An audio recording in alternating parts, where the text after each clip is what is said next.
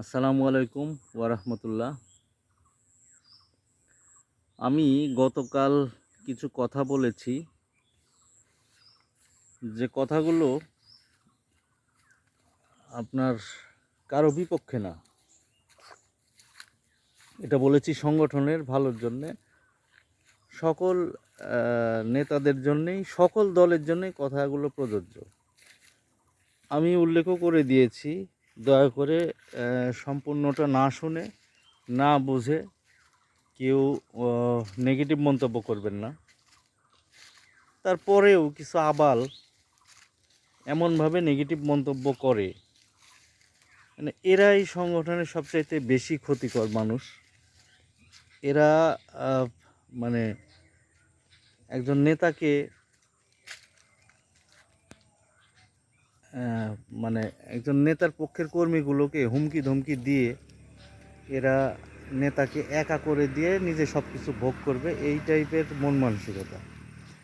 আসলে মানে এরা কতখানি সংগঠনের ভালো চায়, দলের ভালো চায় আমি বুঝি না। এটা সব দলেই আছে, শুধু আওয়ামী লীগ না, বিএনপিতেও আছে।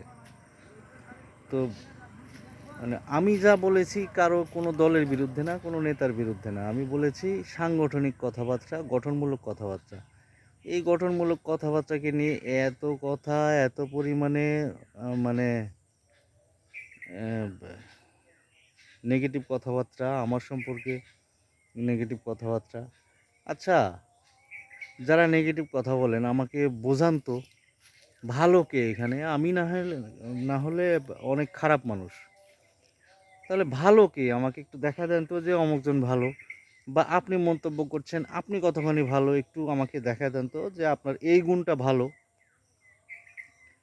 তো আসলে মানে কারো সম্পর্কে মন্তব্য করতে হলে আগে নিজেকে দেখতে হয়, নিজের সম্পর্কে দেখতে হয়।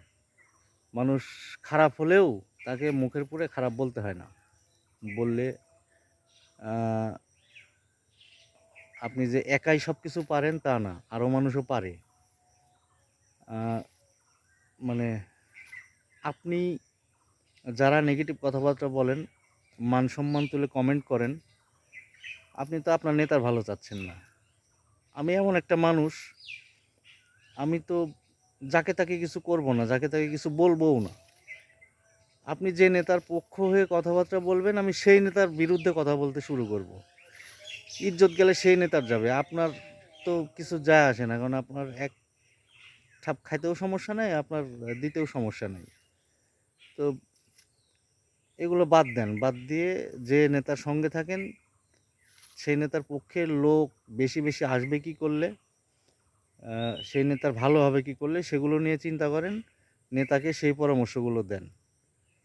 আপনারা যারা নেতার কাছে আছেন, ভাগ বাটোয়ারা তারাই খাবেন। আমরা গ্রাম থেকে কিছু নিতে যাব না, আমরা পাইও না কিছু, সারা জীবন ত্যাগ করতে হয় আমাদের। আমরা শুধু দলকেই ভালোবেসে যাই। তো আপনারাই ভোগ করুন, আপনারাই সব করুন, কিন্তু আমার কথা হচ্ছে সংগঠনটা যাতে শক্তিশালী হয়, সবাই সম্মিলিতভাবে শক্তিশালী একটা সংগঠন যেন তৈরি হয়। গ্রুপিং থাকলে সেই সংগঠনে ভালো হয় না। তো এই বিষয়গুলোর দিকে মনোযোগ দেওয়ার জন্যেই মূলত আমি কথাবার্তা বলেছি। অন্য কোনো উদ্দেশ্য নিয়ে কারো বিরুদ্ধে কোনো নেতার ক্ষতি হোক বা কোনো নেতার পক্ষে কথাবার্তা আমি বলিনি, আর বলে লাভও নাই, বলবোও না। তো আশা করি সবার শুভবুদ্ধির উদয় হবে।